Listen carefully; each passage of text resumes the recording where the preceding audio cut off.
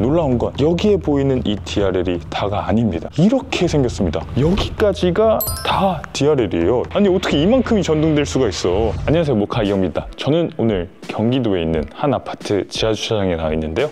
여기 나온 이유는 바로 팰리세이드 풀체인지 모델을 보기 위해서입니다.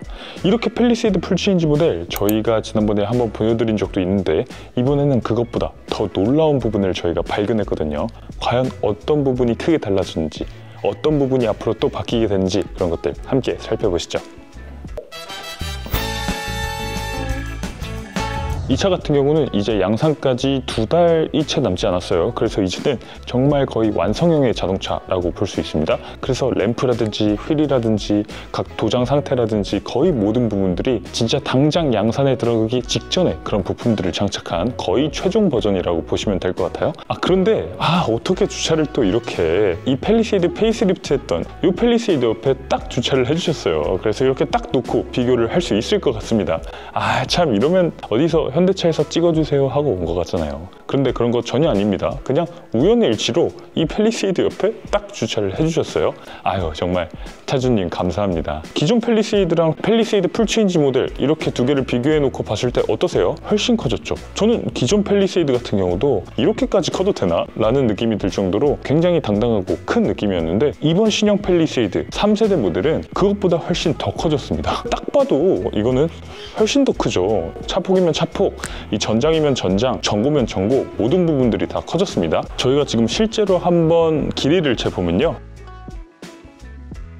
전장 같은 경우는 5.01m가 나오거든요. 물론 아이폰 측정기로 측정했기 때문에 조금 틀릴 수 있습니다만 기존 팰리세이드 같은 경우는 전장이 4,995mm로 5m에 살짝 못 미쳤었잖아요. 그런데 이제 새로운 팰리세이드 같은 경우는 확실히 5m를 딱 뛰어넘은 그런 자동차가 됐다는 거 알 수 있고요. 기존 팰리세이드 같은 경우는 제가 키가 185cm인데 얘는 확실히 저보다 작았잖아요. 이게 1750mm 정도 됐는데 이제 이 팰리세이드 풀체인지 모델 같은 경우는 저랑 키가 거의 똑같아졌습니다. 그래서 이제는 저랑 거의 눈높이가 같아졌어요. 그래서 거의 높이가 1850mm, 이 185cm 정도는 돼 보이는 아주 거대한 차로 거듭났어요. 그래서 딱 보자마자 기존 모델보다 훨씬 더 커졌다는 게 딱 느껴지는 그런 디자인, 그리고 그런 규모감, 그런 사이즈를 갖추고 있습니다. 그리고 기존 모델 같은 경우는 사실 팰리세이드는 완전히 각진 차라고 하기 어렵잖아요. 물론 남성적인 디자인이기는 했습니다. 그럼에도 이 라인들을 보면 이런 철판 같은 것들 보면 굉장히 유선형으로 부드럽게 떨어지는 라인들이 있었고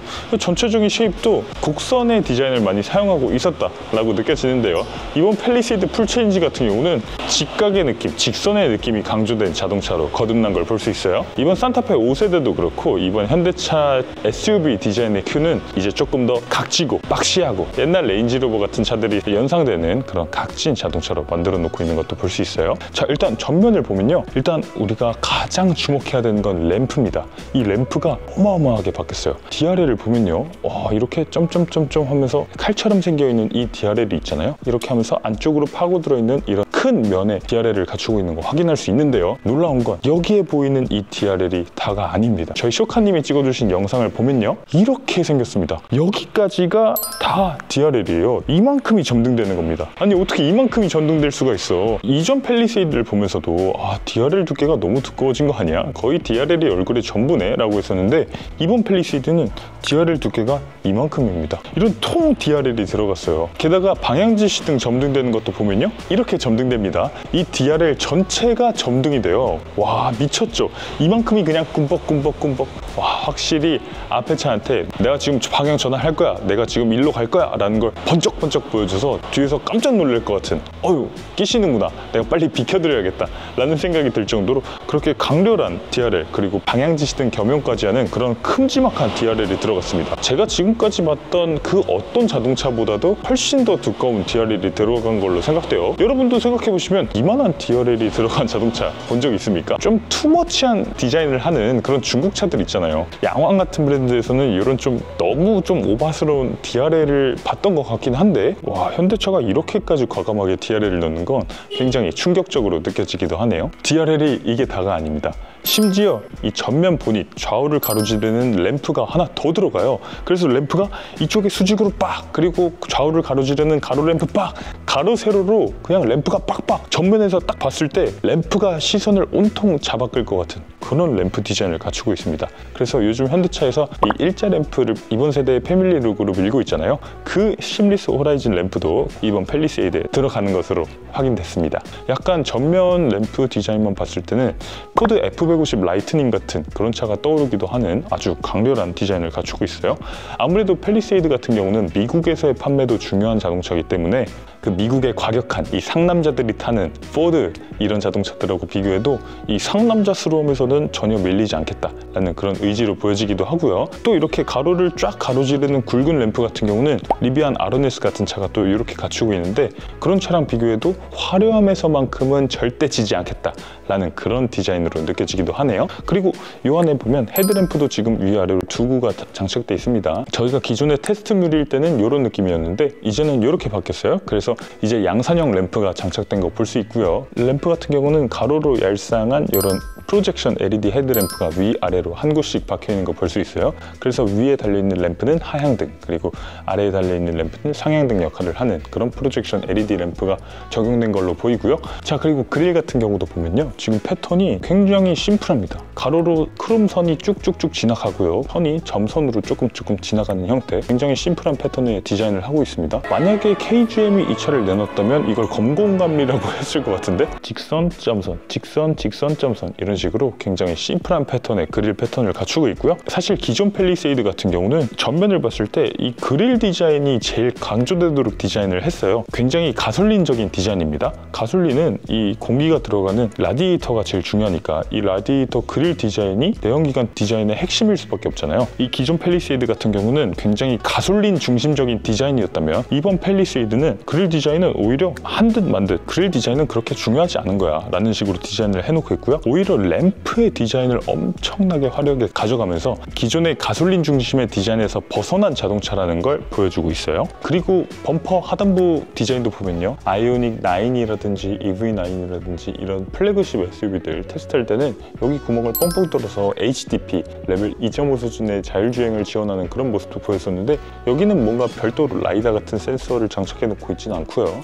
여기 밑에 레이더 하나만 장착하고 있습니다. 그래서 레이더를 이용해서 이 기존에 있었던 HDA2 정도의 ADAS 시스템을 지원해 줄 걸로 보이고요. 그리고 양옆으로는 또 그릴 패턴하고 비슷한 패턴이 장착돼 있는데요. 요거는 액티브 에어플랩입니다. 이 엔진을 조금 더 냉각시켜 줄 필요가 있을 때 이 액티브 에어플랩이 쇽 열려서 엔진을 냉각시켜 주고, 또 예열이 필요한 상황에서는 액티브 에어플랩을 닫아서 엔진을 예열시켜주는 그런 역할을 하는 액티브 에어플랩이 양쪽으로 하나씩 달려있는 것도 볼 수 있어요. 보닛의 위치 자체도 이 기존 팰리세이드 대비해서 훨씬 더 높게 올라와서 디스커버리 4 같은 느낌이 드는 그런 규모감의 자동차로 거듭났다는 생각이 드네요. 측면도 완전히 새롭죠. 기존 팰리세이드 같은 경우는 부드럽게 쭉 뒤로 흘러가는 느낌이었다면 이번 팰리세이드 같은 경우는 A필러에서 쭉 올라가서 여기서 딱 꺾여서 이렇게 뒤로 수평적으로 딱 쭉 뻗어주는 그런 느낌이 납니다. 그래서 기존 대비 훨씬 더 박시한 느낌, 훨씬 더 네모네모한 그런 느낌이 드는 자동차로 거듭났고요. 그리고 루프렉 같은 경우도 기존에는 루프렉이 있는 듯 없는 듯 약간 소극적으로 루프렉 디자인이 되어 있었다면 이제는 뭔가 진짜 본격적인 오프로드 자동차처럼 이 루프렉이 굉장히 굵직하고 제대로 된 루프렉을 만들어 놨습니다. 이 미국 사람들이 정말 좋아할 만한 그런 루프렉이에요. 이렇게 잡고 올라가서 여기에 뭔가 짐을 실어 놓고 이런 것들을 할 수 있을 것 같은 그런 제대로 된 루프렉을 만들어 놓고 있습니다. 그리고 이 루프렉이 이렇게 두꺼워지다 보니까 기존 팰리세이드보다 오히려 조금 더 최종 전고가 더 높아 보이는 그런 효과도 주고 있네요. 자, 그리고 측면에서 휠도 보면요, 지금 20인치 휠이 들어가 있습니다. 그런데 기존 팰리세이드에도 물론 20인치 타이어가 장착돼 있었어요. 기존 페이스리프트 된 팰리세이드 20인치는 지금 보시면 완전히 휠하우스를 꽉 채우는 느낌이었잖아요. 그런데 이번 신형 팰리세이드는 20인치 휠을 끼웠는데도 휠하우스가 한참 낮는 느낌이에요. 더 큰 휠을 끼울 수 있을 것 같은 느낌이 듭니다. 기존 팰리세이드 같은 경우는 245, 50, 20 타이어를 사용했는데 이제 신형 팰리세이드 풀체인지 같은 경우는 255, 50, 20 타이어를 사용하고 있습니다. 조금 더 넓은 폭의 타이어를 장착하고 있는 것도 확인할 수 있네요. 타이어 같은 경우는 금호 타이어에 마제스티 X 솔루스 타이어를 장착하고 있는데요. 기존 같은 경우는 미쉐린의 프라이머시 투어 AS가 들어가 있었거든요. 사실 우리나라의 타이어의 성능보다도 이 그냥 타이어의 브랜드, 미쉐린이면 무조건 좋아 이렇게 말씀하시는 분들도 계신데, 금호 타이어가 들어간 부분에 있어서는 조금 아쉽다고 말씀하시는 분들도 계실 것 같아요. 물론 성능이 더 떨어지는 건 아닐 수도 있기 때문에 실제로 시승을 해봐야 그 느낌을 알 수 있겠지만요. 후면도 보면요, 후면은 지금 저희가 멀리서 정확한 실루엣을 볼 수 없지만 일단 이렇게 살펴봤을 때 전체적인 이 실루엣 자체가 굉장히 레인지로버스러워요. 그리고 지금 테일램프 같은 경우도 레인지로버 요즘 히든 언틸릿 라이팅이라고 해서 이렇게 세로로 이렇게 얄쌍하게 들어간 램프가 있잖아요. 지금 팰리세이드 같은 경우도 램프를 이렇게 세로로 해놨습니다. 그러면서 틴팅된 것 같은 그런 테일램프를 수직으로 해놓고 있고요. 방향지시등도 그 옆에 이렇게 같이 배치해 놓고 있습니다. 그래서 이제 현대차는 이 산타페를 마지막으로 더 이상 방향지시등을 아래쪽 안 보이는 범퍼 하단부에 넣는 거를 이제 그만했다고 하고요. 이 팰리세이드에서도 확인할 수 있다시피 이제 방향지시등은 다 이렇게 테일램프랑 같이 끌어올려져 있는 거 확인할 수 있습니다. 정말 많은 분들이 만족할 만한 변화라는 생각이 드네요. 테일램프 그래픽 세세한 부분들을 보면 지금 전면 램프랑 마찬가지로 이렇게 뚝뚝뚝뚝뚝 끊겨져 있는 수직형 테일램프가 들어간 거 볼 수 있거든요. 후면부를 봤을 때 전면부와 어느 정도 통일감을 갖춘 그런 수미상관적인 그런 디자인을 갖추고 있는 것도 볼 수 있어요. 두껍게 쌓여있기 때문에 많은 정보 볼 수 없지만요. 일단 머플러 디자인이 사라졌다는 건 확실히 알 수 있습니다. 이 차 같은 경우는 지금 일반 가솔린 모델인데요. 머플러가 밖으로 나와 있지 않아요. 머플러는 이 안에 수도꼭지 형태로 이 바닥을 보도록 이렇게 만들어 놓고 있습니다. 그래서 이제 팰리세이드는 2.5L 터보 하이브리드 같은 친환경 파워트레인도 갖추는 자동차다 보니까 이 머플러 디자인 이런 것들은 시대를 좀 역행하는 디자인이고, 오히려 이 머플러가 없는 디자인, 그런 디자인을 미래지향적인 디자인의 자동차라고 생각하고 있는 것 같아요. 이 전반적으로 램프를 봤을 때나 아니면 이렇게 머플러를 없앤 걸 봤을 때나 뭐 그릴 디자인을 좀 소극적으로 한 거나 이런 것들을 봤을 때 이 팰리세이드는 확실히 이 미래의 자동차 같은 느낌으로 디자인을 해놨다는 것도 알 수 있네요. 그리고 지금 실내를 보면 실내는 위장막을 이렇게 깊게 씌워 놓으셔서 사실 자세한 내용은 볼 수 없는데요. 그럼에도 볼 수 있는 부분이 몇 가지 있습니다. 이 헤드레스트에 캘리그래피라고 또 이렇게 써놓은 것도 볼 수 있어요. 최고급 캘리그래피 옵션을 선택하신 분들은 이렇게 헤드레스트에 캘리그래피라는 레터링도 넣어줘서 너가 고급차를 타고 있어, 그런 요소를 만들어 놓고 있다는 생각이 들어요. 자, 그리고 시트백 같은 경우도 지금 보면 점점 퀼팅이라든지 이런 과한 그런 가죽 패턴 디자인을 지향하고 있거든요. 이제는 굉장히 심플하고 이 가운데 크롬 선 같은 게 쭉쭉쭉쭉 지나가는 그런 심플한 시트백 디자인을 해놓고 있는 것도 알 수 있네요. 지금 봤을 때는 굉장히 가죽의 품질이라든지 이런 것들도 굉장히 좋아 보이고요. 또 지금 스피커 같은 경우도 보스 스피커가 들어간 걸로 보입니다. 지금 트위터에 보스라고 써 있고요. 굉장히 많은 스피커가 들어갈 걸로 예상돼요. 최소한 그랜저에 들어가는 14개 스피커의 보스 사운드 시스템이 여기에도 똑같이 들어갈 걸로 예상이 되고요. 팰리세이드니까 그 이상의 스피커를 적용해 줄 수도 있을 거라는 생각이 들어요. 센터 콘솔이라든지 이런 부분도 좀 보고 싶고, 핸들이라든지 이런 부분도 조금 더 보고 싶긴 한데 아쉽게도 지금 보여지는 부분은 없고요. 그럼에도 우리가 알 수 있는 정보는 있습니다. 이 CCNC 계기판 이런 것들이 들어오게 될 거고요. 그러다 보니까 이 핸드폰을 굳이 터치하지 않고 들어가도 되는 디지털키 2 들어가게 될 거고요. 빌트인 캠 2도 들어갈 겁니다. OTA 당연히 되고요. 비디오 스트리밍, 음악 스트리밍 당연히 됩니다. 또 자연어 기반 AI도 들어가서 AI와 음성 인식으로 이야기를 나누는 그런 시스템도 들어갈 수 있을 걸로 보여집니다. 저희가 지금 보고 있는 이 차는 1열에 2개, 2열에 2개, 3열에 3개의 시트가 있는 223 7인승 시트를 가지고 있는 모델인데요. 지금 봤을 때 과연 9인승 시트가 들어갈 수 있을 것인가? 일단 지금 보면 3열 시트가 시작되는 지점이 여기거든요. 여기에서 3열 시트가 시작되는데 과연 4열까지 넣을 수 있을까? 이렇게 해서는 9인승을 만들지 못할 것 같고요. 만약에 9인승을 만들려면 1열에 시트 3개, 2열에 시트 3개, 3열에 시트 3개 이런 식으로 333으로 이 9인승 시트를 만들어야 될 텐데, 지금 저희가 지금 봤을 때는 이 센터 암레스트 자리가 별도의 암레스트가 있고 앞에 컵홀더가 있고 또 무선 충전 패드도 있고 이런 형태로 보여지거든요. 그래서 여기에 1열에 과연 시트를 하나 더 넣을 것인가? 그거에 대해서는 지금 봤을 때는 9인승 시트가 들어간다고 말씀드리기는 어려울 것 같아요. 사실 많은 분들이 9인승 시트를 기다렸던 건 9인승 차량을 만들고 여기에 6명이 타고 나면 고속도로 버스 전용 차선을 탈 수 있기 때문이라고 생각이 되는데, 사실 그걸 위해서 현대차가 과연 9인승 모델을 팰리세이드에 집어넣었을까? 팰리세이드에 들어가게 되면 갤로퍼 이후로 9인승 SUV가 처음 나오게 되는 건데 과연 현대차가 그렇게까지 만들었을까라는 생각이 들기는 합니다. 어쨌든 저희가 지금 보고 있는 차는 7인승 모델이고 지금 보이는 1열의 구성을 봤을 때는 9인승이 나오기는 좀 어려워 보인다는 게 제 생각입니다.